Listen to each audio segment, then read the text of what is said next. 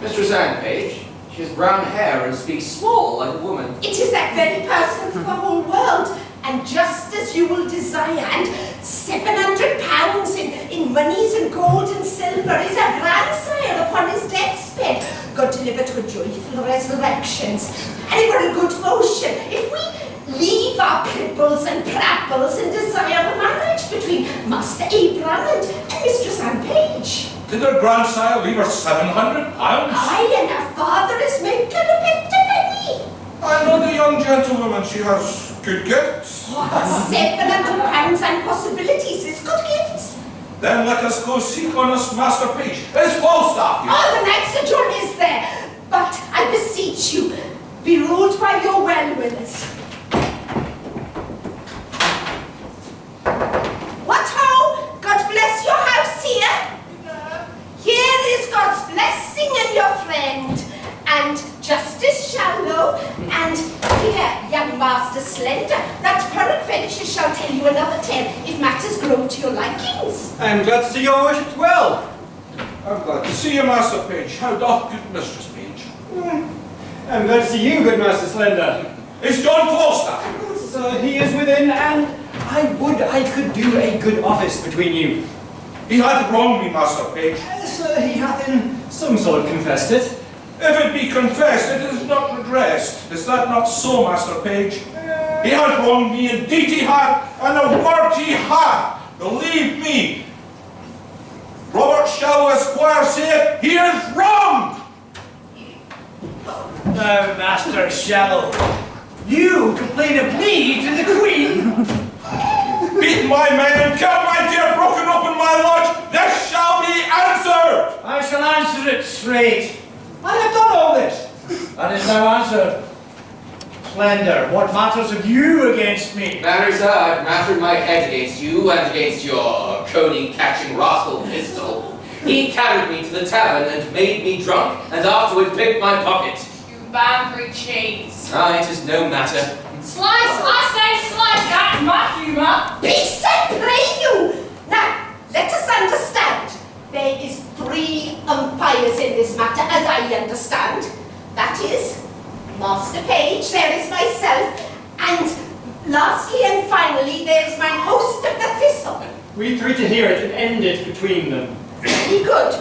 I will make a brief of it in my notebook, and we will afterwards walk upon the cause with as great discreetly as we can.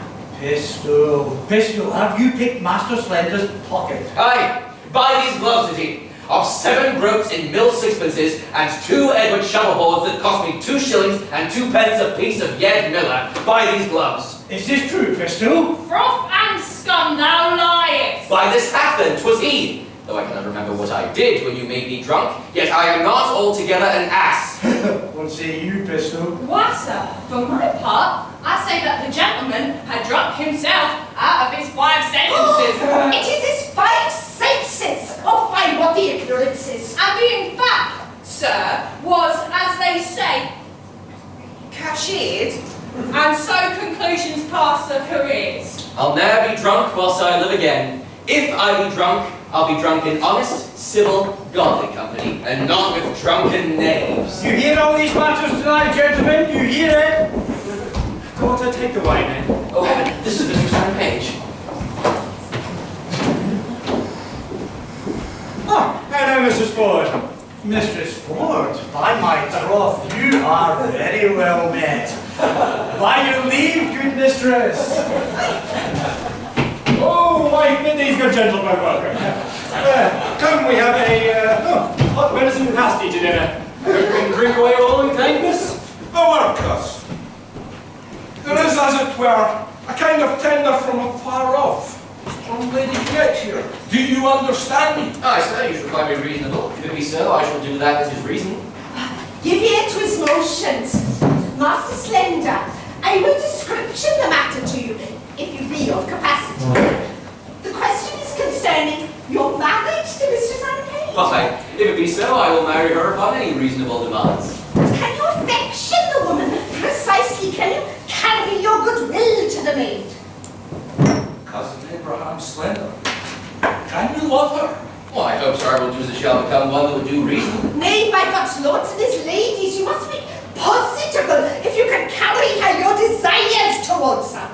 Indeed you must. Upon good dowry, will you marry her? Why, I will do a greater thing than that upon your request, cousin, in any reason. Oh, conceive me, sweet coz. What I do is pleasure you, cousin. Can you love the maid? I will marry her, sir, at your request, but if there be no great love in the beginning, yet heaven may decrease it upon better acquaintance. I hope upon familiarity will grow more content. But if you say marry her, I will marry her. Ah, here comes fair Mistress Anne. Oh, would I were young again for you, Mistress Anne. The dinner's on the table. My father desires your worship's company. I will wait on him, fair Mistress Anne. God's blessed will I will not be absent, said the grace. Will your worship come in, sir? No, I thank you, forsooth, hardly, I am very well. Will the dinner attend you, sir? I am not hungry, I thank you, forsooth. Well, I cannot go in without your worship. They will not sit till you come. If faith, I'll eat nothing, I thank you as much as though I did. I pray you, sir. Walk in. I had rather walk here, I thank you. I bruised my shin the other day with playing at sword and dagger with the master of fence. He hot my shin, and by my troth I cannot abide the smell of hot meat since. Come, gentle Mr. Slender, come. We stay for you. I'll eat nothing, I thank you, sir. My cock and pie you shall not choose, sir. Come, come.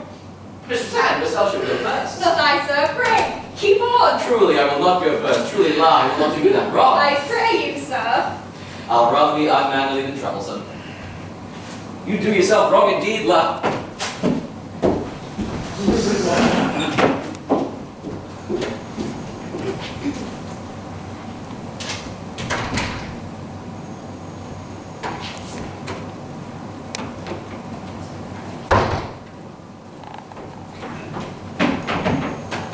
Go your ways and ask of one mistress quickly, which is in the manner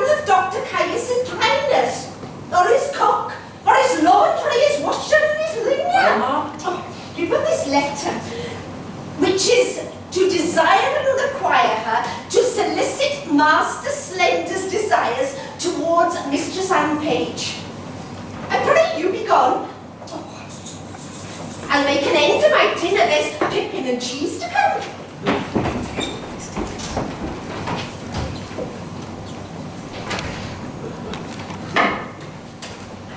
Well, I am almost out of heels.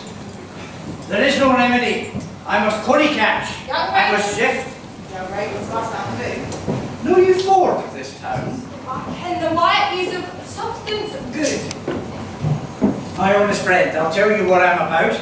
2 yards and more. No quips now, pistol. Indeed, I am in the waist 2 yards about, but I am now about no waist. I am about thrift. Briefly, I do mean to make love to Ford's wife. I spy entertainment in her. She gives the leer of invitation. I can construe the action of her familiar style, and the hardest voice of her behaviour to English rightly is, I am Sir John Falstaff. He has studied her well and translated her will out of honesty and into English. Now, the report goes, she hath all the rule of her husband's purse. He hath a legion of angels. And as many devils entertained, and to her boy, say I. I have written here a letter to her, and another to Page's wife, who even now gives me the good eyes too. Examine my parts with most judicious ear-lads. Sometimes the beam of a view gilded my foot, sometimes my portly head. Ah, then did the sun on dunghill shine.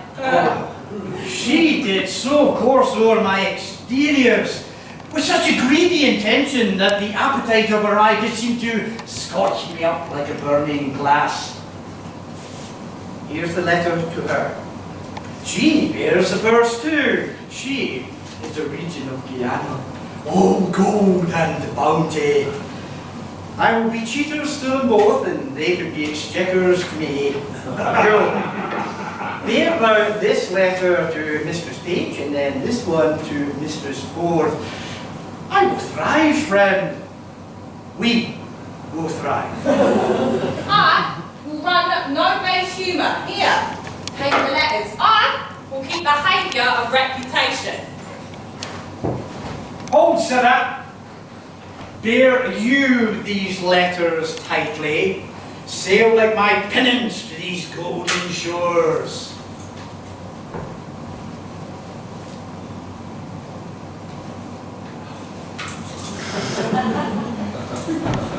Rogue, hence, avaunt, vanish like hailstones, go.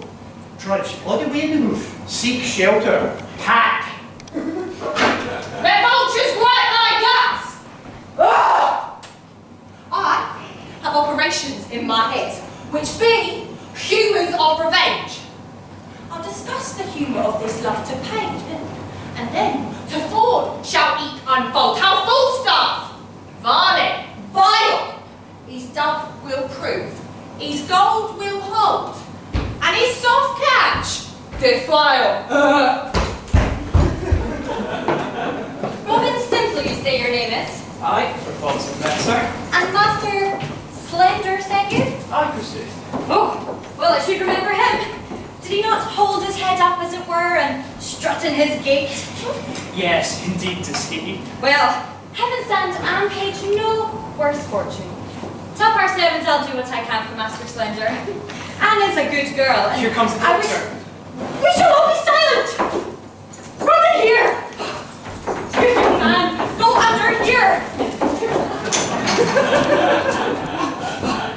You will not stay long. Diamonds are a girl's best friend. Was it that you sing? Diamonds are a I do not like this touch. Hey, go fetch me and my André un boîtier vert. Bugs. A grain bugs. Do you understand what I mean? A grain bugs. Aye, forsooth, I'll fetch it you. Fais-moi frère, il faut chaud. Ah, je m'en vais à la cour, à la grande affaire. Is it this, sir? Ah oui, dans mon pocket, à côté. Ah, take my requiem, come to the court. It is ready, sir. Here. Ah, oh, qu'est-ce que j'ai oublié? There are some simplers I left near my pockets. I went in front of the one I leave behind. Oh. Ah! Diablo! What is this in my laundry? Villainy, look on! Quickly, my rapier! Oh, you must be content. This young man is an honest man. But you're an honest man doing my laundry. You're honest man. I beseech you hear the truth of it. You've come of an errand to me from Parson Hughette. Well? I pursued, to desire her to speak a good word Oh, to peace, I pray you. Use your tongue, speak your tale. To desire this honest gentlewoman, your maid, to speak a good word to Mistress Anne Page for Master Slender in the way of marriage. This is all indeed love. Ah, Lady Hughes sent you. Quickly, buy Mr. Pelan. You talk your little wife.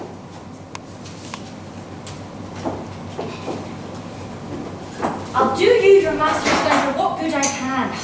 And the very yea and the nay is, the French doctor, my master, I say my master, look you, for I keep his house, and I wash, wring, brew, bake, scour, and do all myself, but notwithstanding that, to tell you in your ear, my master himself is in love with Mistress Anne Page, but notwithstanding that, I know Anne's mind. Here, Jacqueline, give this to Lady Hughes.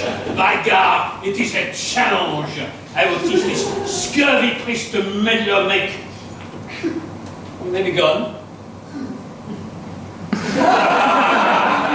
Alas, he speaks but for a friend. No matter for that, you don't tell me I should have Anne Page for myself. By God, I will kill the priest. I will have Anne Page. Sir, the maid loves you. All shall be well. I come to the court. My God, if I have not Anne Page, I shall turn your heat out of my door. And you shall have a fool's head of your own. No, for I know Anne's mind for that. Never a woman in Hollywood knows more of Anne's mind than I do, nor can do more than I do with her. I thank heaven. Who's within there, ho? Oh, who's there, a troll? Come near, I pray you. Oh, how now, good woman? How dost thou? The better that it pleases your good worship to ask. What news? How does pretty Mistress Anne? In truth, sir, and she is pretty, and honest, and gentle, and one that is your friend, but by the way, I praise heaven for it. Shall I do any good, thinkst thou? Shall I not lose my suit? Troth, all is in his hands above. But notwithstanding, Master Fenton, I'll be sworn on a book she loves you. Well, I shall see her today. Hold, there's money for thee. Let me have thy voice in my behalf. If thou seest her before me, commend me. Farewell, I'm in great haste now. Farewell to your worship. Truly an honest gentleman. But Anne loves him not, for I know Anne's mind as well as another does. Oh, out upon it. What have I forgot?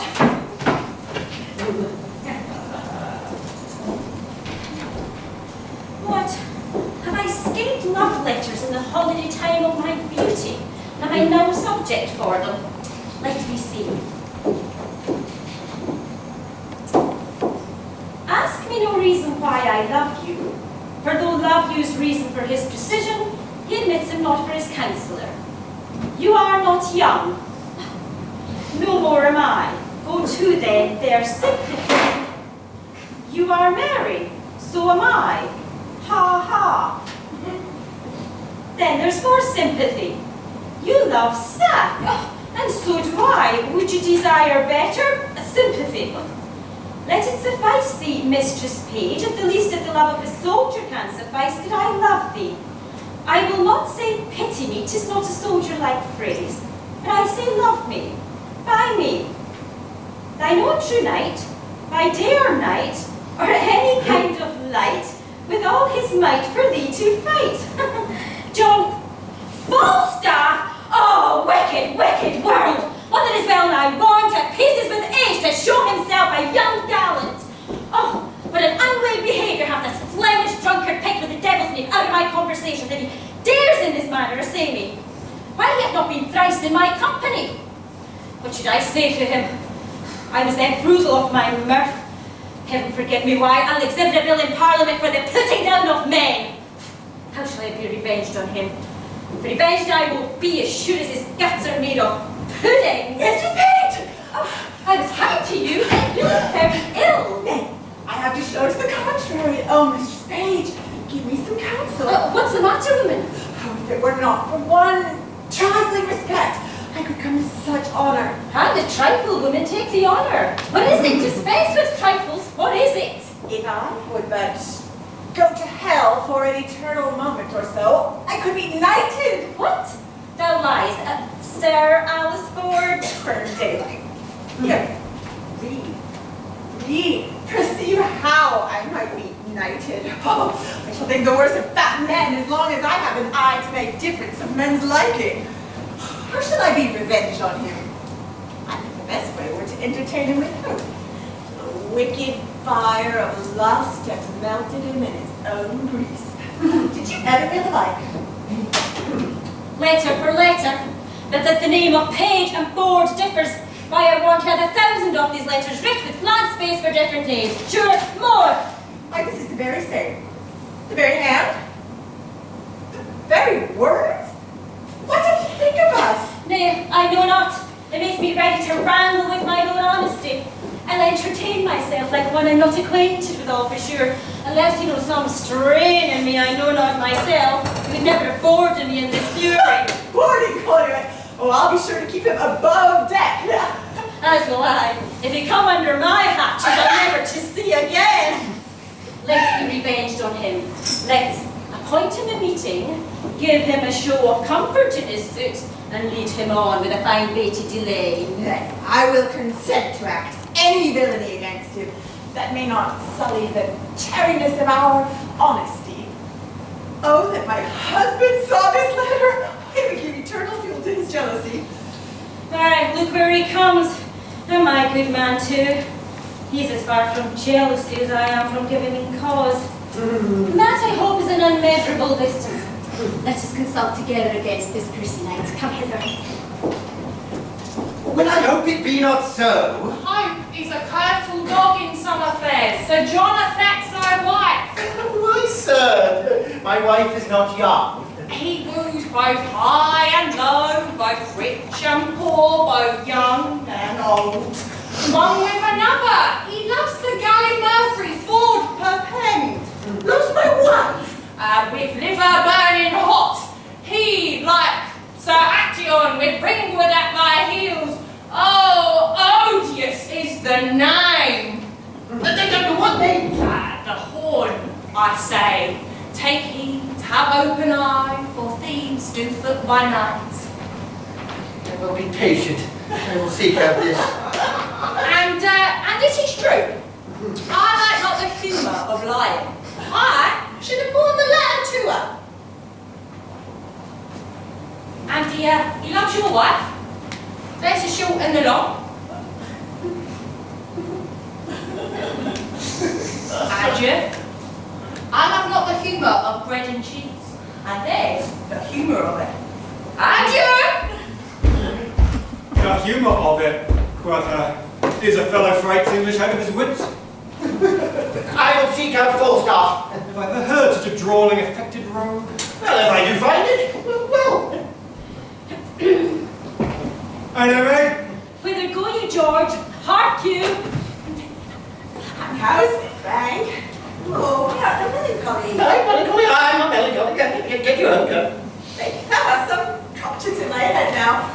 Will you go, Mrs. Page? Have with you. You'll come to dinner, George? Look who comes yonder. She shall be a messenger to this paltry night. I thought her she'll fit it. You're come to see my daughter Anne? I forsooth. And how does good Mistress Anne? Go in with us and see. We have an hour's talk with you.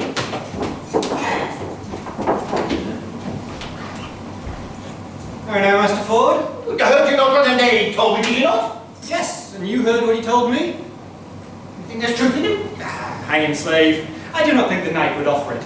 But he that accuses him in his intent towards our wife is his discarded man. Very rogue now that he be out of service. Well, I like it never the better for that. Does he lie at the station? Aye, married is he. If he should intend this voyage towards my wife, I would turn her loose to him. And when he gets more from her than sharp words, let it lie on my head. Well, I do not discard my wife. I'm loath to turn them together.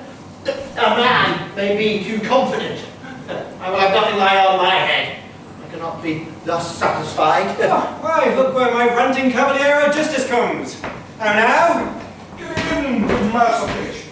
Master Page, will you come with us? We have sport in hand. Tell him. Sir, there's a fray to be fought between Lady Hughette, the Welsh priest, and Caius, the French doctor. Do Master Simple. I will with it. What sayest thou, sir? Will you come with us to behold it? My merry host had them served their weapons and hath appointed them contrary places. Hearken, I'll tell you what our sport shall be. Now, I will give you a bottle of burnt sack if you would give me the custody of that night. And tell him my name is, Book. Only for jest. My hand, sir.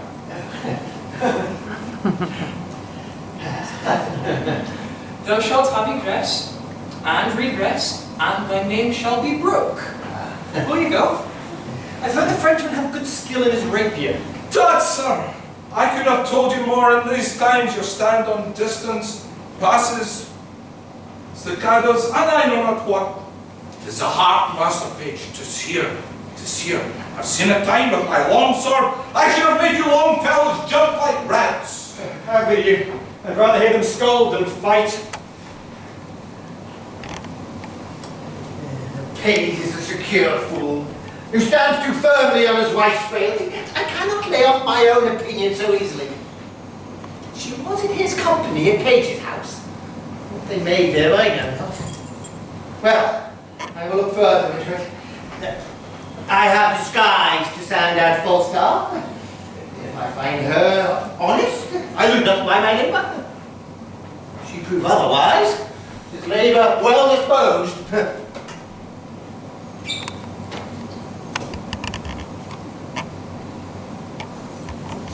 Give your worship good morrow. Good morrow. What with me? There is one Mistress Ford, sir. Pray, come a little nearer this ways. I myself dwell with Dr. Kiss. Well on, Mistress Ford, you say? Why, sir, I pray, come a little nearer this ways. I warrant thee nobody hears. Well, Mistress Ford, what of her? Why, sir, she is a good creature. Lord, Lord, your worship's a wanton. Well, heaven forgive you and all of us, I pray. Mistress Ford, come, Mistress Ford. Marry, this is the short and the long of it. You have sent her into such a canaries as 'tis wonderful. There have been knights and lords and gentlemen with their coaches, I warrant you, coach after coach, gift after gift, letter after letter, smelling so sweetly all musk, and so rustling in silk and gold that would have won any woman's heart. But I warrant you, they would never get an eye wink of her. But what says she to me? Be brief, my good She Mercury. Mary, she hath received your letter, and she gives you to notify that her husband will be absent between 10 and 11, and then you may come to the steamy and see the picture, she says, that you wot of. Master Ford, your husband, will be engaged from town. 10 and 11.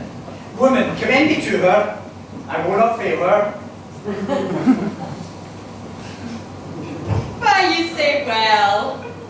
But I have another messenger to your worship.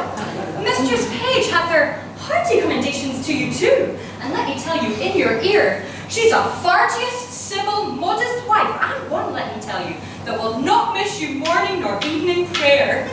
And she bade me tell your worship that her husband is seldom from home, but she hopes there will come a time. I never knew a woman so dote upon a man. Surely I think you have charms, lad, in truth. Not I assure thee. Setting aside the attractions of my good parts, I have no other charms. But I pray thee, tell me this, has Ford's wife and Page's wife acquainted each other how they love me? They have not so little grace, I hope. That were a trick indeed. But Mistress Page desires you to send her Robin simple of all loves. Her husband has a marvellous infection to the lad. But truly Master Page is an honest man. Never a wife in Edinburgh leads a better life than she does. Do what she will, say what she will, all is as she will, and she truly deserves it. For if there be a kind woman in Edinburgh, she is one. You must send her the lad. No remedy.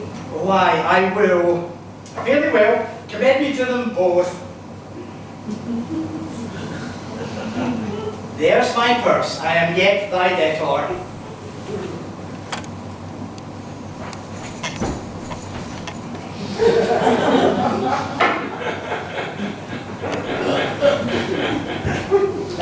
Bless you, sir. And you, sir? Would you speak with me? Sir, I am a man who has spent much. My name is Brooke. Good Master Brooke, I desire more acquaintance of you. Sir John, I sue for yours, not to charge you. I must let you understand that I think myself in better plight for a lender than you are, for which I am somewhat emboldened to this unseasoned intrusion. For, as they say, when money goes before, always do lie open. Money is a good soldier, sir, and will on. Oh. And I have a bag of money here that troubles me. Now, if you would help me bear it, Sir John, take all, the half, aiding me in the carriage. Speak, good Master Brooke. I should be glad to be your friend. Yes, sir. I will discover a thing to you. Women, I must very much lay open my own imperfections. But, good Sir John, as you have one eye on my folly, well, turn another to the register of your own, that I may pass the proof the easier. Sith, you yourself know how easy it is to be such an offender. Very well, sir. Proceed. There is a gentlewoman in this town. Her husband's name is Ford. Well, sir. I have long loved her, and have bestowed much on her. But whatever I have merited, either in my mind or in my means, meed, I'm sure, I have received none. Have you received no promise of satisfaction at her hands? Never! Have you importuned her to such a purpose? Never! What purpose have you unfolded this to me? Well, no, that some say that though she appears honest to me, in other places she expandeth her mouth so far that a shrewd construction can be made on her. Good Sir John, you're a gentleman of excellent breeding, of admirable discourse, of great association. Oh, sir. Don't believe it. You know it. Take this money. Spend it. Spend more. Spend all I have. Give me enough of your time in exchange for it to lay an amiable siege on the honour of this false wife. Use your art of wooing. Win her consent to you. If any man may, you may, as soon as any. Would it apply well to the vehemency of your affection that I should win what you would enjoy? Methinks you prescribe to yourself very preposterously. Well, she dwells so securely on the excellence of her honour that my soul's folly did not present themselves. Now, if I could come to her with detection in my hand, now my desires would have instance and argument to commend themselves. I could drive her from the ward of her purity, her reputation, her marriage vows, and a thousand other defences which up until now have embattled me. What say you, Sir John? Master Brooke, I will first make home with your money. Next, give me your hand. And last, as I am a gentleman, you shall, if you will, enjoy Ford's wife. No, what for that money, Sir John? You shall want for none. Want for no Mistress Ford, Master Brooke. You shall want for none. But I shall be with her, I may tell you, between 10 and 11. For at that hour, her husband shall be forth. Come to me at night, and you shall know how I speak. I'm blessed by your acquaintance. Know you, Ford, sir? Hang him, poor cuckolding knave. I know him not, yet I wrong him to call him poor. They say the jealous knave hath masses of money, for the which I find his wife well favoured. I will use her as the key of the cuckolding rogue's coffer. And there's my harvest home. I would that you would know him, that you might avoid him if you saw I will steer him out of his wits. I will awe him with my cudgel. It shall hang like a meteor o'er the cuckold's horns. Master Brooke, thou shalt know him for a knave and cuckold, and thou shalt enjoy his wife. Come to me soon at night. What damn a peculiar morsel is this? I hope he's ready to crack with impatience. Who said this is improvident jealousy? My heart, my wife has sent for him. The hour is fixed, the match is made. See the hell of having such a false woman. My bed shall be abused. My coffers ransacked, my reputation gnawed at.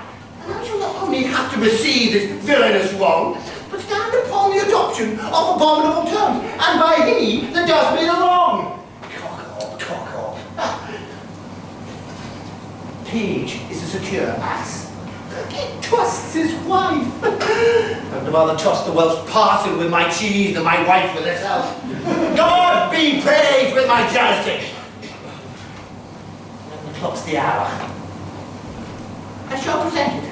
I will detect my wife, be revenged on Falstaff, and laugh at Page. I will about it. Fie. Cockle. What is the clock? It is past the hour that any of you wanted to meet.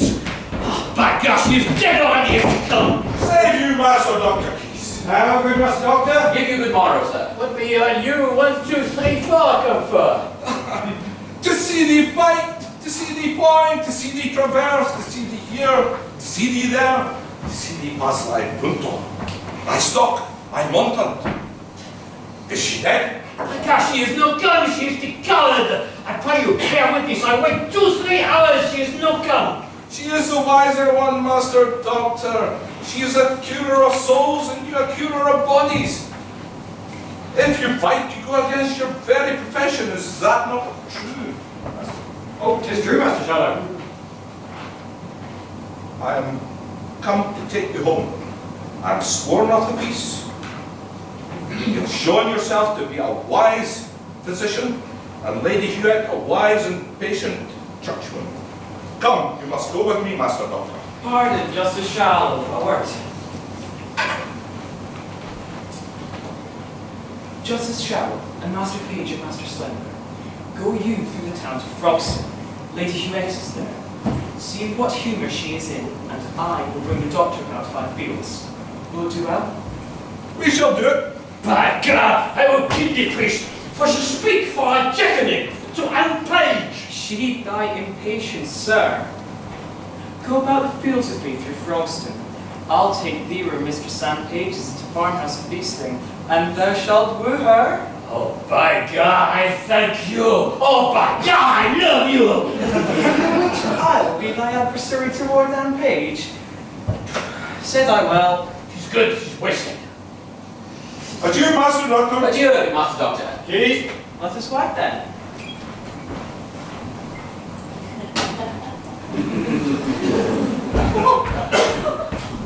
Bless my soul. I'm full of colours, I am. Trembling of mind. I will be glad if ye have deceived me. Oh, a melancholy I am. I will knock his urinals about his knees constant when I have good opportunities for the work. Oh, bless my soul. Oh, bless me. In the great dispositions to cry.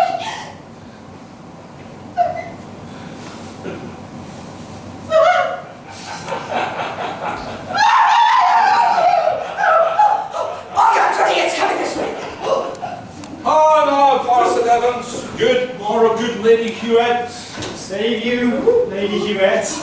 Bless you from his mercy, sake all of you.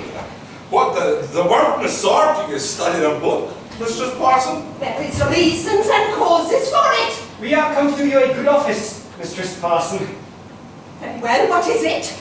Yonder is a most reverend gentleman who, like having received some wrong by some person, is at most odds with their own gravity and humour that ever you saw. I've lived 80 years and more, and never have I met a man With such gravity, placing learning so distant from his own respect. What is he? I think you know him. Master Dr. Keyes, the renowned French physician. He has no more knowledge in Hippocrates again, and he is a knave besides, a cowardly knave. As you would desire to be acquainted with all, I'll smite his nose. Keep them asunder, here comes Dr. Keyes. Nay, good Mr. Parson, keep in thy weapon. And so do you, good Master Doctor. Disarm them and let them question. Let them keep their limbs whole and hack our English. Pray you, a word with your ear. Wherefore will you not meet me? Pray you use your patience in good time. You coward, jackdog, John Ape. Pray you, let us not be laughing stocks to other men's humours. I desire you in friendship. I will, one way or another, make you amends. I will not hear your announcement about your knaves Costa for missing our meetings and appointments. Diable, did I not stay for to kill? Did I so big out the plate you didn't point? As I am a Christian soul now, look you, this is the place of This, I say, French and Welsh, soul curer and body curer. Shall I lose my doctor? No, he gives me the potions and the motions. Shall I lose my parson? No, she gives me the proverbs and the no verbs. Give me thy hands terrestrial. So, give me thy hands celestial. So, we have deceived you both. We have directed you to wrong places. Your hearts are mighty and your skins are whole. Let burnt sack be the issue. Come, send our swords to pawn.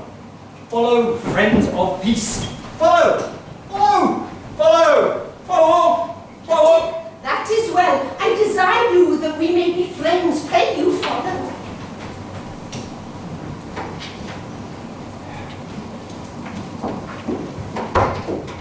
Oh, well met, Mistress Page. Whither go you? Truly, sir, to see your wife. Is she at home? Aye, and as idle as she may hang together for want of company. I think if your husbands were dead, you two would marry. Be sure of that. 2 other husbands. And where had you this pretty weather? I cannot tell what the dickens his name is. My husband had him. What do you call your knight's name, sirrah? Sir John Falstaff. Sir John Falstaff. I can never hit on his name. Is your wife at home indeed? Indeed she is. I believe, sir. I am sick till I see her. Has Page no brains? Has he no eyes? Sure they sleep, he doesn't use them. He pieces out his wife's inclinations, gives her full emotion and advantage, and now she goes to my wife. And Falstaff's boy with her. Good plots they are laid. That our revolted wives will share damnation together. Well, I will take him. Then I will punish my wife. I will pluck the borrowed veil of modesty from that so seeming Mistress Page. The bold Page himself, the first secure and willful action. The clock will be my cue. Assurance bids me seek. I will go.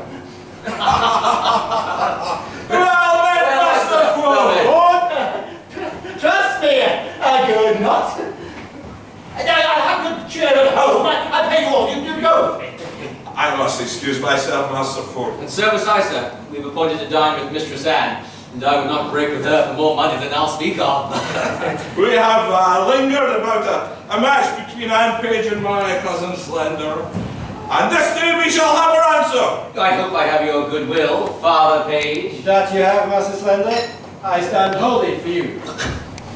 My wife, good Master Doctor, is for you altogether.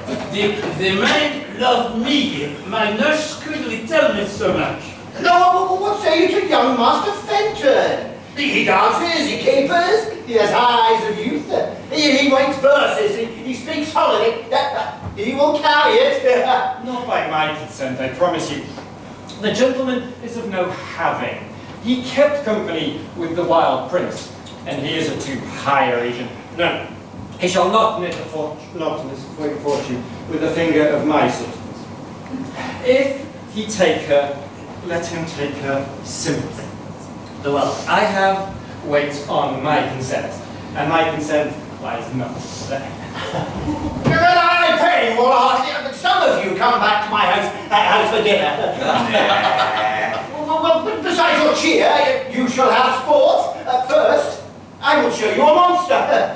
Good Master Gosher, you go, and you, Master Page, and Lady Hughette. Very well. Come. We will have a freer word at Master Page. Well, will you go, gentles? With you to see this monster. What wrong, Meg? Quickly, quickly. Come, quick. Set it down. And now my honest musket. What news with you? Sir John is coming at the back door, Mistress Ford, and requests your company. You little jackal-egg, have you been true to us? I'll be sworn, he knows not of your being here. That's a good boy. This secrecy of thine shall be a tailor to thee. Give the boy the charge. We must be brief. I'll go hide me. Mary, as I told you before, be ready here, and when I suddenly call you, come forth. Take this basket, trudge with it in all haste, and carry it among the Winsters in Stockbridge. There, empty it in a muddy ditch, close by the water of Lee. Be gone! Go tell Sir John I am alone! Go to then. We'll teach this gross, watery pumpkin to know turtles from jays.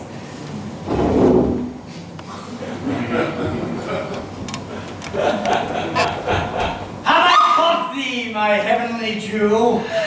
Why, now let me die, for I have lived long enough. This is the period of my ambition. Oh, this blessed hour. Oh, sweet Sir John! Mistress Ford, I cannot call, I cannot prate Mistress Ford. Now will I sin in my wish. I would their husband was dead. I was speaking before the best Lord. I would make thee my lady. Ah, your lady, Sir John. Alas, I should be a pitiful lady. Let the court of France show me such another. I see how thine eye would emulate the diamond. Thou hast the right arched beauty of the brow that becomes any tire of Venetian admittance. A plain kerchief, Sir John. My brows become nothing else, nor that will neither. Thou art a tyrant to say so. Thou wouldst make an absolute courtier. I see what thou wert if fortune thy foe were not nature thy friend. Come, thou canst not hide it! Believe me, there's no such thing in me. What made me love thee? Like that, persuade thee, there's something extraordinary in thee. Come, I cannot cog and say thou art this and that, I cannot, but I love thee, and none but thee thou deservest it. Do not betray me, sir. I fear you love Mistress Page. Thou mightest well say I love to walk by the counter gate, which is as hateful to me as the reek of a lime kiln. Well, heaven knows.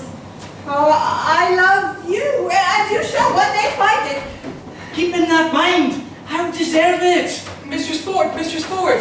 Mistress Page is come in at the door, sweating and blowing and looking wildly, and would need to speak with you presently. She shall not see me.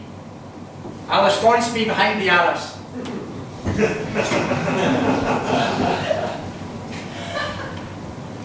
What's the matter?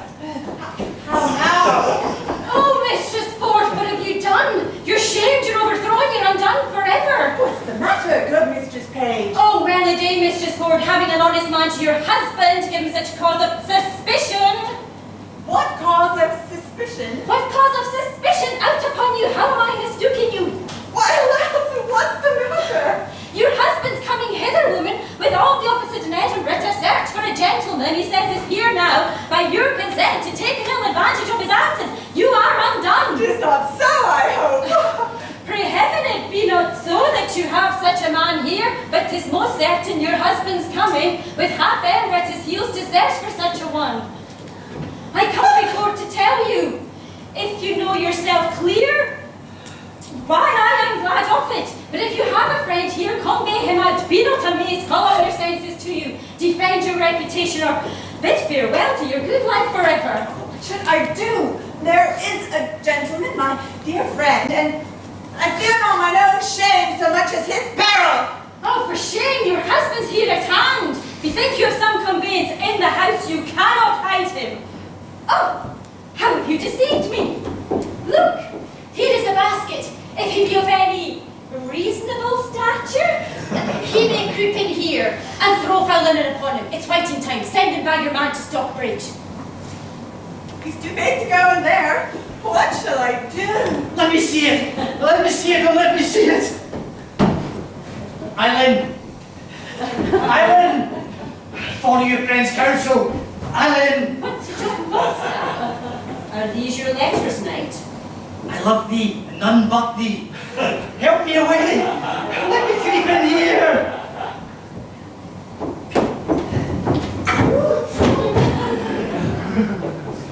Call your man, Mistress Ford.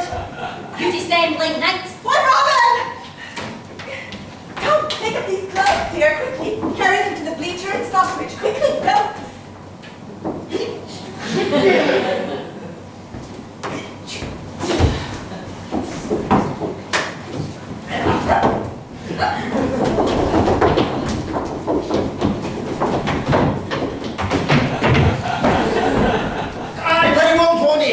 If I suspect without cause, then let me be your jest. I deserve it. And now, what'll be this? To the laundress, forsooth? Why, what have you to do with her, he bears it? You would best meddle with buck-washing.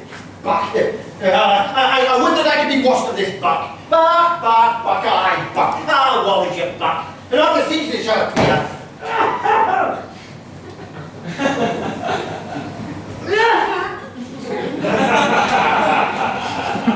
Come, gentles, attend the chamber. Search, seek, find out. How well and will unkennel the fox. Let me shut this way first. And now, uncape. Good Master Ford, be contented. You wrong yourself too much. I go too, Master Page. Up, gentles, you shall see sport anon. Follow me. Why, this is very fantastical humours and jealousies. It's not the fashion of France. It's the jealousy of France. No, nay, follow. See the issue of this search. Oh, is there not a double excellency in this? I know how it pleases me better that my husband is deceived or such a Oh, hang him, dishonest rascal! I think my husband has some special suspicion of Falstaff being here, for I never saw him so gross in his jealousy till now. I will lay a plot to try that, and we will yet have more tricks with Falstaff. His dissolute disease will scarce obey this medicine. Shall we send that foolish carrion mistress quickly to him and excuse his throwing into the water? Give him another hope to betray him to another punishment. We will do it. Let him be sent for tomorrow, 8 o'clock, to have amends. Cannot find him. Maybe the knave bragged of that he could not compass. Heard you that? You use me well, Master Ford, do you? I do so. Heaven make you better than your thoughts. You do yourself mighty wrong, Master Ford. I must bear it. Oh, if there be anybody in the house, heaven forgive my sins at the day of judgment. Thy God is true, there is nobody's. I fie, Master Ford. Are you not ashamed? What spirit, what devil suggests this imagination? I would not hire your distemper in this for all the wealth of Holyrood. It is my fault, Master Page. I must suffer it. You suffer for a bad conscience. Your wife is as honest a woman as I would desire on 5,000. By God, I see it is an honest woman. But I have offered you all dinner. Come, walk in the park. Pray you pardon me. Come, wife. Come, Mistress Page. Pray you pardon me. Pray you pardon me. Let us go. But trust me, we'll mock him. I do invite you tomorrow morning to my house to breakfast, after we'll have burning together. A fine hope for the bush. Shall it be so? Oh, anything! If there be one, I'll make it 2 in the company. If you want to, I shall be deterred. See, I cannot get thy father's love. Therefore, no more turn me to him, sweet Nan. Well, alas, how then? Why, thou must be thyself. He doth object I am too great of birth, and that my state being galled with my expense, I seek to heal it only by his wealth. Besides these other bars he lays before me, my riots past, my wild societies, tells me 'tis a thing impossible, I should love thee but as a property. Well, maybe he tells you true. No. Heaven so speed me in my time to come. Albeit I will confess thy father's wealth was the first motive that I wooed thee, Anna. Yet, wooing thee, I found thee of more value than stamps in gold, or sons in sealed bags. It is the very riches of thyself that now I aim at. Master Fenton, yet seek my father's love, yet seek it still. If opportunity and humble suit cannot, why then, hark you hither. Break their talk, mistress, quickly. My kinsman shall speak for himself. Harkye! Master Slender would speak a word with you. Oh, I come to him. This is my father's doing. Over a world of foul, ill-favoured falsehoods, handsome at £300 a year. And how does good Master Fenton? I pray you a word with you. She cussed to her cousin. Mistress. My cousin loves you. Aye, that I do, as well as I love any woman in Lothian. I take you as a gentlewoman. Aye, as I will come cousin Longtail under the degree of esquire. He will make you £150 jointure. Oh, good Master Shallow, let him woo for himself. Marry, I'm glad to hear it. I'm glad for that good comfort. She calls you cause I'll leave you. Master Now be Slender, Mistress Anne. what is your will? My will? Odds heartlings, that's a pretty jest indeed. I ain't made my will yet, I thank heaven. I'm not such a sickly creature, I give heaven praise. I mean, Master Slender, what would you with me? Truly, for mine own part, I will little or nothing with you. Your father and my uncle have made motions. It'll be my luck. So, if not, happy man be his dole. They can tell you how things go better than I can. You may ask your father. Here he comes. So, Master Slender! Oh, loved him, daughter Anne. Why, now, what does Master Fenton here? You wrong me, sir, still to haunt my house. I have told you, sir, my daughter is disposed of. Nay, Master Page, be not impatient. Good Master Fenton, come not to my child. She is no match for you. Sir, will you hear me? No, Master Fenton. Come, Master Shallow, come, son Slender, in. Knowing my mind, you wrong me, Master Fenton. Speak to Mistress Page.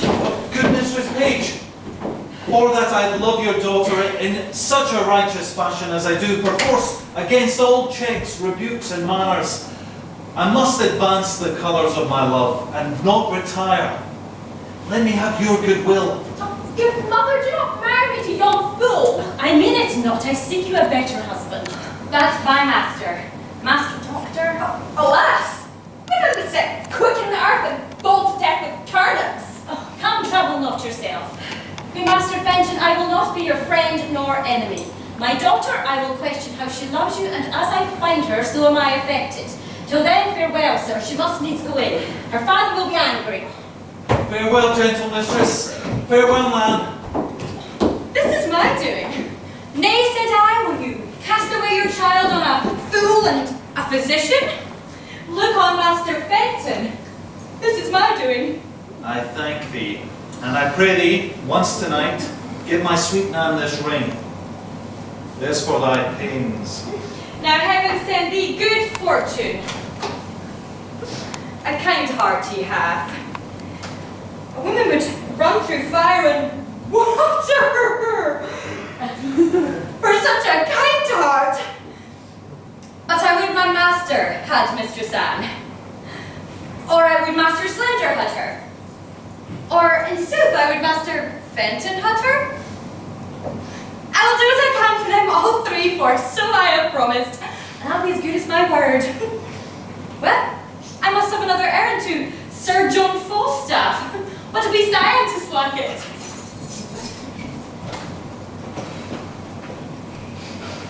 Have I lived to be carried in a basket, like a barrel of butcher's offal, and to be thrown into the water of leaf? You may know by my size I have a kind of alacrity in sinking. I had been drowned, but the shore was shelby and shallow. The death that I abhor, for the water swells a man. And what a thing I would have been when I had been swelled. By your leave, I cry in mercy. Give your worship good morrow. How now? Aye, I come to your worship from Mistress Ford. Mistress Ford, I have had board enough. I have been thrown into the board. I have my belly full of board. Alas the day, good heart, that was not her fault. She does so take on with her lad. He mistook his erection. As did I mine. Promise. Well, she laments, sir, for it, that it would hurt your heart to see it. Her husband goes this morning a birding. She desires you once more to come to her between 8 and 9. She'll make you amends, I warrant you. Why, I will visit her. Tell her so. And let her think what a man is. Let her consider his frailty and then judge of my merit. I will tell her. Do so. Well, be gone. I will not fail her. Peace be with you, sir. I marvel I hear not of Master Brooke. He sent me word to stay within. I like his money well. Oh, here he comes. Bless you, sir. Now, Master Brooke, you come to know what has passed between me and Ford's wife. That, Sir John, is indeed my business. I will not lie to you, Master Brooke. I was at her house the hour she appointed me. And how sped you, sir? Very ill-favourably, Master Brooke. How so? Did she change her determination? No, Master Brooke, but her husband, Master Brooke, dwelling in a continual alarm of jealousy, comes me in the instant of our encounter, after we had embraced, kissed, protested, and as it were, spoken the prologue of our comedy. And at his heels, a rabble of his companions, thither provoked and instigated by his distemper, to search Sistine for his wife's love. While you were there? While I was there. And he searched for you but could not find you. As good luck would have it, in comes one Mistress Page, gives intelligence of Ford's approach, and in her invention and Ford's wife's distraction, they conveyed me into a buck basket. A buck basket? By the Lord! A buck basket, rammed me in with foul shirts and smocks, socks, foul stockings, greasy napkins, that, Master Brooke, there was the rankest compound of villainous smell that ever offended nostril. Master Brooke, what I have suffered to bring this woman to evil for your good. I have suffered the pangs of 3 several deaths. First, an intolerable fright to be detected by a jealous, rotten bellwether. Next, to be stopped in with stinking clothes that fretted in their own grease. It was a miracle to escape suffocation. And at the height of this bath, when I was more than half stewed in grease, to be thrown into the water of leaf and cooled, glowing hot in that surge, like a horseshoe, hissing hot. Think of that, Master Brooke. But in all sadness, I am sorry that for my sake you have to suffer this. My suit then is desperate. You will undertake her no more. I will be thrown into Etna ere I leave her thus. Her husband has this morning gone a birding. I have received from her another embassy of meeting twixt 8 and 9 this hour, Master Brooke. It is past 8 already, sir. It is? I will then address me to my appointment. Come to me at your convenient leisure, and you shall know how I speed. And the conclusion shall be crowned with your enjoying her. Adieu, Master Brooke. You shall have her. You shall cuckold Ford.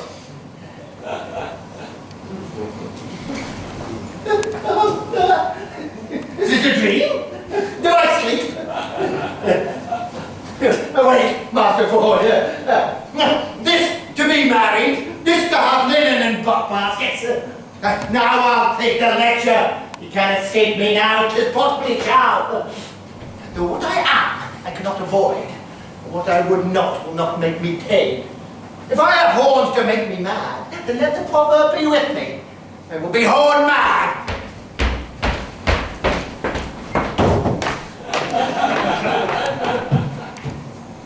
Mistress Ford, your sorrow hath eaten up my sufferance.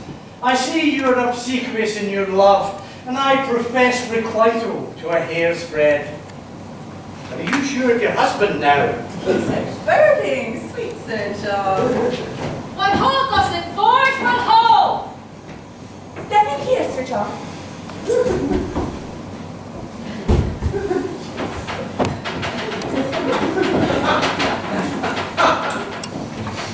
How now, sweetheart? Who's here beside yourself? Why, none but mine own people.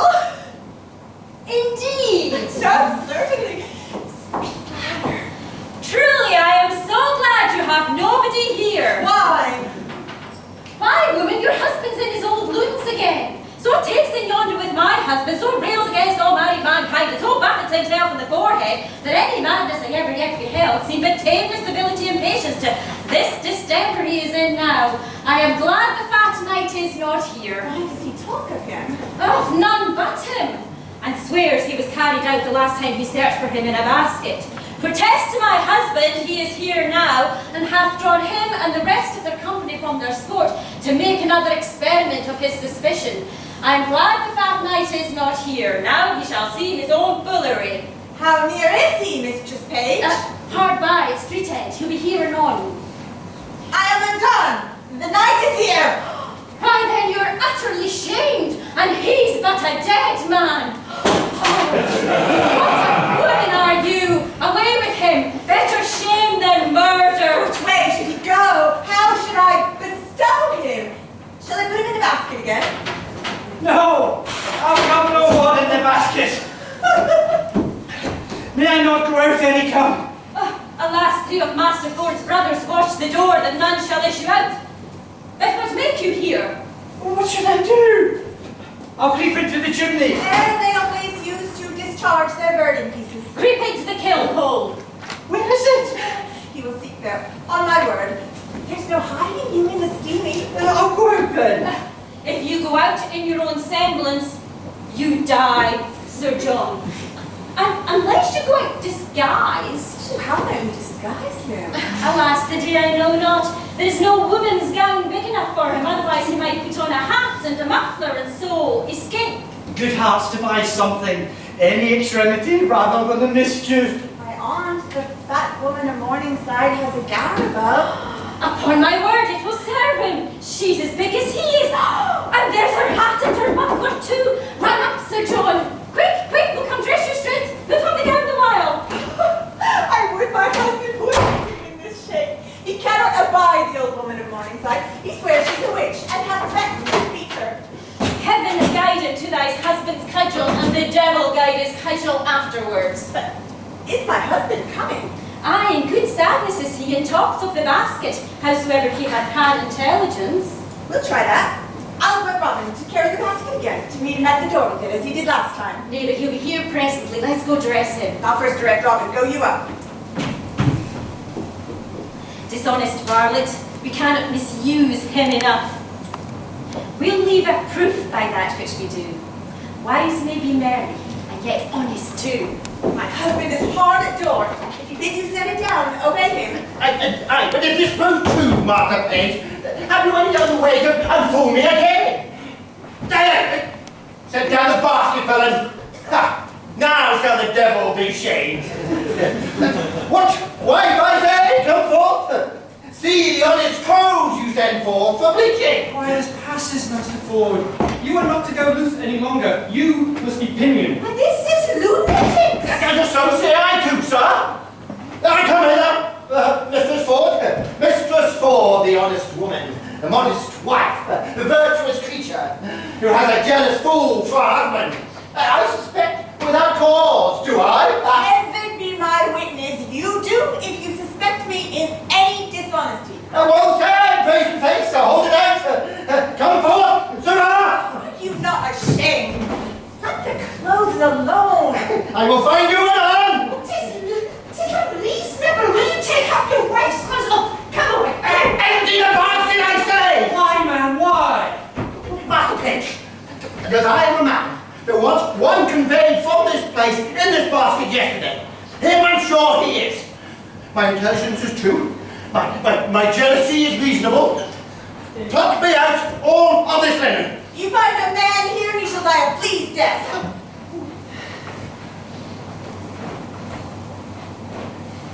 He is no man.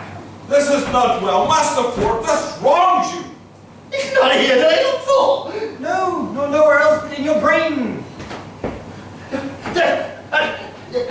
Help me search this thingy one more time. If I find not that which I seek, then let me be forever your table sport. Satisfy me once more. Once more, search with me. Hello, Mistress Page, come you and the old woman down. My husband will come into the chamber. Old woman? Oh, it is my aunt of Morningside. A witch! A queen! An old cousin queen who works by spells and charms beyond our element. Come down, witch! Come down, I say! Nay, good sweet husband. Good gentles, let him not strike, bold woman. Give me your hand. Oh, drat her! Out of my door, you witch! You hag! You ragged! You poor clap! You poultry!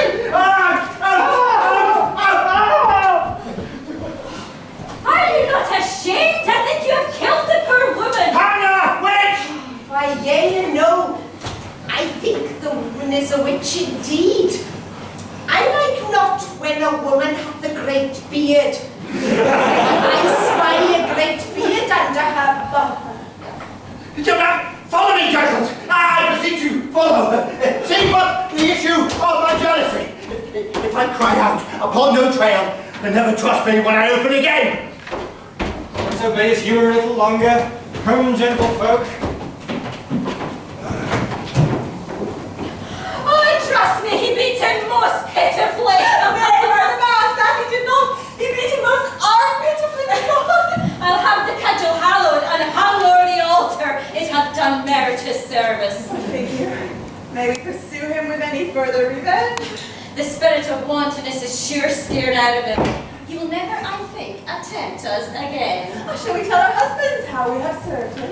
Yes, by all means, it would be but to scrape the figures out of your husband's brains. If they can find in their hearts the poor and virtuous fat knight shall be any further afflicted, we too will still be the ministers. I'm warrant they'll have him publicly shamed. Methinks would be no period to the jest should he not be publicly shamed. Come to the forge with it then. Shape it. I would not have things cool.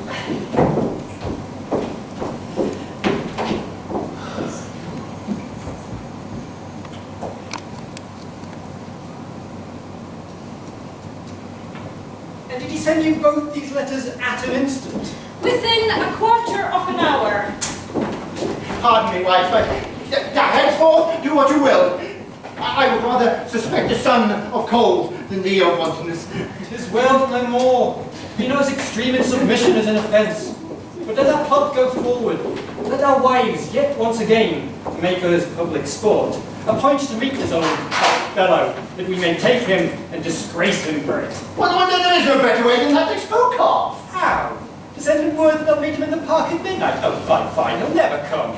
You say he has been thrown in the rivers and grievously beaten as an old woman. Methinks there should be terrors in him that he should not come. So think I too. Advise, but how you'll use him when he comes, let us two devise to bring him thither. There is an old tale goes that Herne the hunter, sometime a keeper in this same here forest, doth all the summertime at still midnight walk round about an oak with great rat horns, and there he blasts the tree and takes the cattle and makes milk kine yield blood. Why, yet there were not many that do fear in deep of night to walk by this Herne's oak. But what of this? Mary, this is our device, that Falstaff at that oak shall meet with us, disguised like Herne, with huge horns on his head. Well, let it not be doubted but that he'll come and in this shape. But once you have him thither, what shall be done with him? What is your plot? That likewise we have thought upon, and thus Nan Page, my daughter, and my dearest friends and 3 or 4 more of the town will dress like urchins, oofs and fairies, green and white, with rounds of wax and tapers on their heads and rattles in their hands. Upon a sudden, as Falstaff, she and I are newly met, let them from forth the soffit rush at once with some diffused song. Upon their sight, we too, in great amaze wickedness will fly. Then let them all encircle him about, and fairy-like to pinch him and ask him why that hour of fairy revel in their so sacred path he dares to tread and shape profane. And he'll tell the truth. But the supposed fairies pinch him sound and burn him with their tapers. The truth being known, we'll present ourselves, discord the spirits, and mock him home to Holyrood. I'll teach the tricksters their behaviours, and I will be like a jackanapes also, to burn the night with my taper. This is excellent. I will go buy them vizards. My Nan shall be queen of all the fairies, finely attired in a robe of white. The silk will I go by. And this time shall Master Slender steal my Nan away and marry her at Barnton. Go, send to Falstaff straight. Nay, I'll go claim and name a book. You'll tell me all his purpose. Sure, you'll come. Fear not to that. Go get us properties of tricking for our fairies. Let us about it. Oh, this is admirable pledges and very honest knaveries. Go, Mistress Ford. Send quickly to Sir John to know his mind. I'll to the doctor. He hath my goodwill, and none but he to marry that page.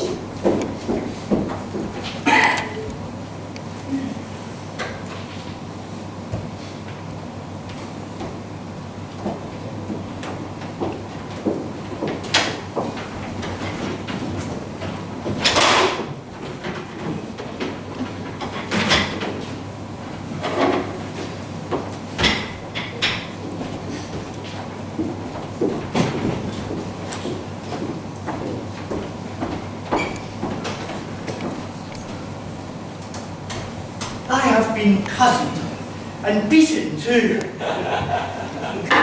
If it should come to the ear of the court how I have been transformed and how my transformation has been washed and cudgelled, they would whip me with their fine wits until I were as crestfallen as a dried pear. Well, if my wind were but long enough, I would prepare. Now, whence came you? From the two parties, forsooth. The devil take one party and damn the other. I have suffered more for their sakes, more than the inconstancy and villainy of man's disposition is able to bear. Sir, let me speak with you in your chamber. You shall hear how things go, and I warrant to your content. Here's a letter will say somewhat. Good hearts, what to do here is to bring you together. Sure one of you does not serve heaven well if you are so crossed. Assist me in my purpose, and as I'm a gentleman, I'll give thee £100 in gold more than your loss. I will hear you, Master Fenton, and keep your counsel.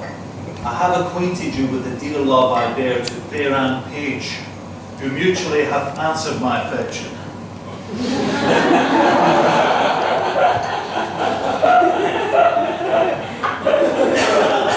Mark, my good friend, tonight, at Herne's Oak, just twixt 12 and 1, must my sweet Nan present the Fairy Queen, the purpose why is here, in which disguise, while other jests are something rank on foot, her father hath commanded her to slip away with the Slender, and with him at Barnton immediately to marry, she hath consented. Now, sir, her mother, ever strong against that match, and firm for Dr. Caius, hath appointed that he shall likewise shuffle her away while other sports are tasking of their minds, and at the deanery, where a priest attends, straight marry her. To this her mother's plot, she seemingly obedient likewise, hath made promise to the doctor. Now thus it rests. Her father means she shall be all in white, and in that habit, when Slender seizes time to take her by the hand and bid her go, she shall go with him. Her mother hath intended the better to denote her to the doctor, for they must be masked and vizarded. The quaint and green she shall be loose enrolled, with ribbons pendant flaring about her head, and when the doctor spies his vantage ripe, to pinch her by the hand, and on that token the maid hath given consent to go with him. So which means she to deceive, father or mother? Both, my good friend, to go along with me. And here it rests, that you'll procure the vicar to stay from me at church twixt 12 and 1, and in the lawful name of marrying, to give our hearts united ceremony. Well, husband your device, I'll to the vicar. Bring you the maid, you shall not lack a priest. So shall evermore be bound to thee. Besides, I'll make a present recompense.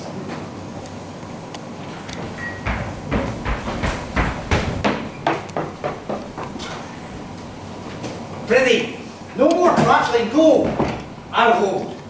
This is the third time. I hope good luck lies in odd numbers. I'll provide you a pair of horns. Away, go, time wears.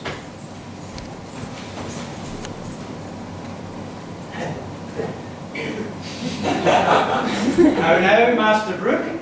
Master Brooke, the matter will be known this evening or never. Be you in the park about midnight at Hemzo, you shall see wonders. Well, did you not go to her yesterday as you said you were appointed? I went to her, Master Brooke, as you see, like a poor old man.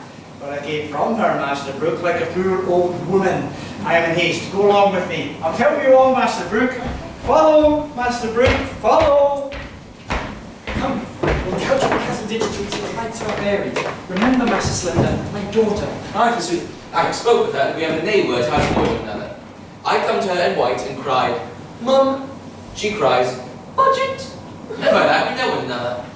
What needs your mama or budget? The white will decipher her well enough. The night is dark. Lights and spirits will be coming well. Come, let's away. Good Master Doctor, my daughter is in green. Away with her to the deanery and dispatch it quickly. Go before into the park. We two must go together. I know what I have to do. Adieu. Fare you well, sir. My husband will not rejoice so much at the abuse of Falstaff as he will chafe at the doctor's marrying my daughter. But 'tis no matter. Better little chiding than a great deal of heartbreak. Where is Nan now and her troop of fairies and the Welsh devil Hughette? They're all couched in a pit hard by Heron's Oak. Now it draws on to the oak, to the oak.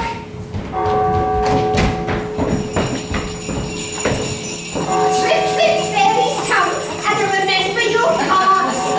Be bold, I pray you, and when I give the watchword, follow me into the pit and do as I bid you. Come down to the pit.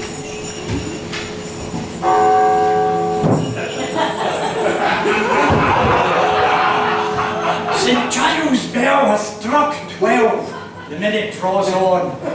Now, hot-blooded gods, assist me. Remember, Joe, thou wast a bull for thy Europa. Love set on thy horns. Powerful love, that in some respects makes a beast a man, in some others, a man a beast. For name, I am here, a Holyrood stag, and fattest, I think, in the forest. Send me a cool rut-time Jove. Who comes here? My dove. Put on there, my dear. My dove with the black scut. Let the sky rain potatoes and heel-kissing comforts. Let it come a tempest of provocation. I will shelter me here. My Mistress Page will come with me, sweetheart. Divide me like a bribed buck, each a haunch. My horns I bequeath your husbands. Speak I the ken the hunter, as I am a true spirit, welcome. Alas, What should this be? away, away. I think the devil will not have me damned. Lest the oil that's in me set hell on fire, he would never else cross me thus. Fairies! Black, green, grey and white. You moonshine weathers, you shades of night. You orphan heirs of fixed destiny. Attend your office and your quality. Prayer hobgoblin, make the fairy eyes. Elves, list your names. Silence your ready toys. Cricket to Edinburgh, chimney shout thou leap. There, flyers thou brightest and men, and Parson sweat. Their crimson maids as blue as bilberries, our radiant queen. Hate sluts and sluttermaids. They are fairies. He that speaks to them shall die.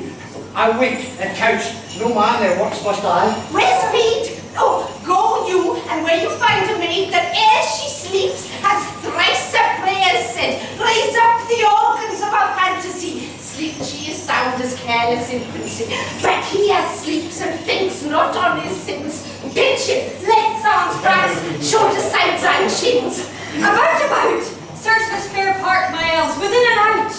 Away disperse but till 'tis 1 o'clock.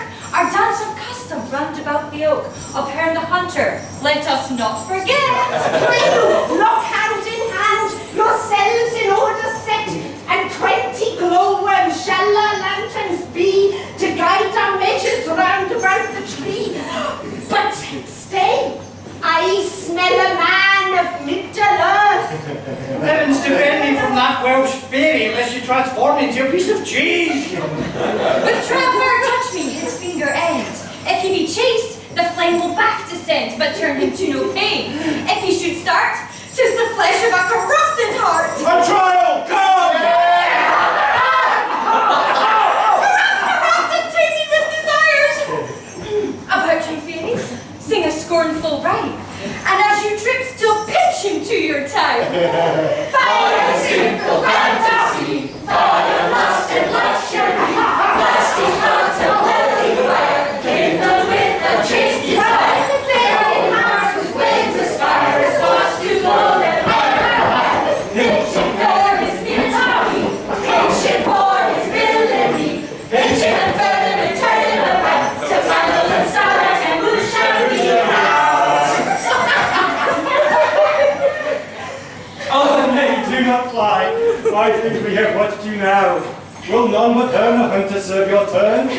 Come, I pray you, hold up the jest no higher. Now, good Sir John, how like you Holyrood wives? Now, sir, who is a cuckold now?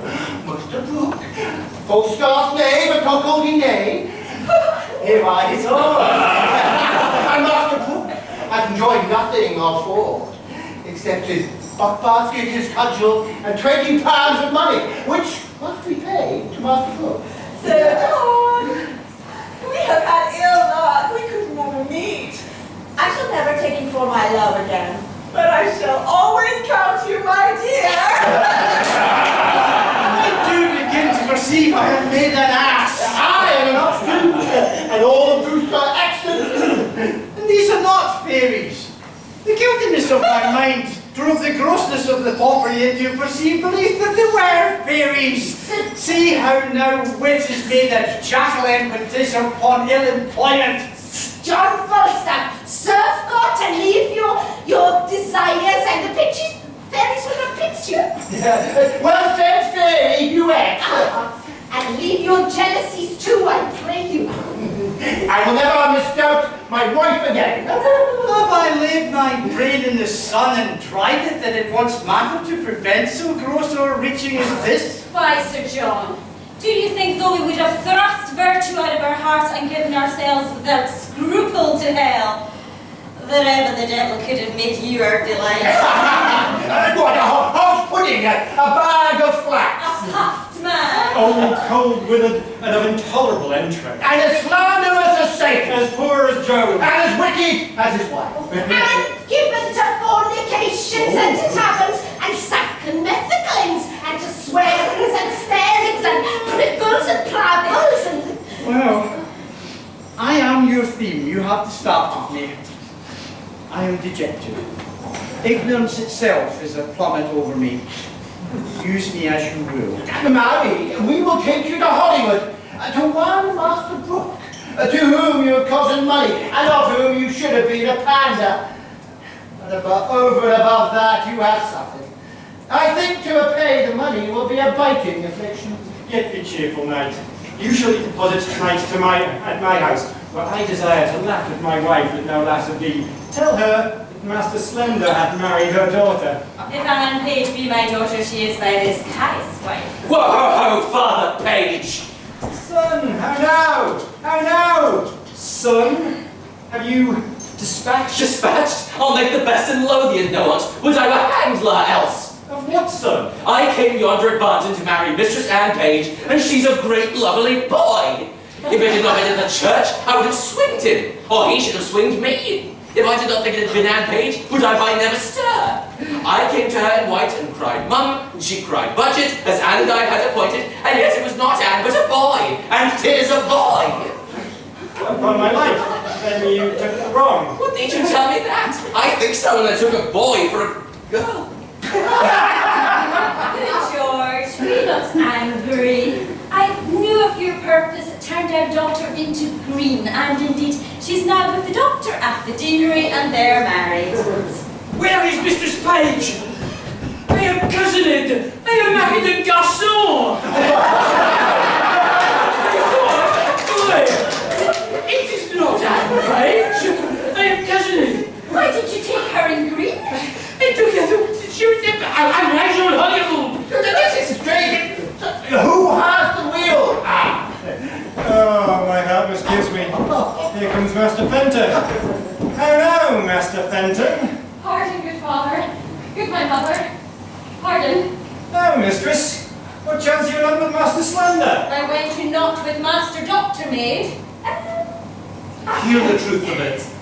You would have married her most shamefully, where there was no proportion held in love. The truth is, she and I, long since contracted, are now so sure that nothing can dissolve us. The offence is wholly that she hath committed, and this deceit loses the name of craft, of disobedience, of unduteous title, since therein she doth evitate and shun 1,000 irreligious cursed hours, which forced marriage would have brought upon her. But be not amazed. There is no remedy. They love the heavens themselves to guide the state. Money buys land, wise a soul perfect. Well, what remedy? Fenton, heaven bring thee joy. Cannot be eschewed, must be embraced. Well, I will muse no further. Master Fenton, heaven give you many, many merry days. Good husband, let us everyone go home and laugh this for my country's fire. Sir John and Doll. So let it be, Sir John. And to Master Cook, you still hold your word. For he tonight will lie with Mistress Ford.